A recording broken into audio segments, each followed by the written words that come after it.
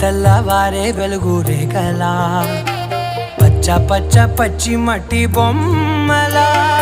అల్లి బిల్లి వెన్న పాల నురగలా అచ్చ తెలుగు ఇంటి పూల కొమ్మలా దేవదేవుడే పంపగా ఇలా దేవతే మా ఇంట అడుగే పెట్టెనంట బ్రహ్మ కళ్ళలో కాంతులే మా అమ్మలా మా కోసం మళ్ళీ లాలి పాడేనంట.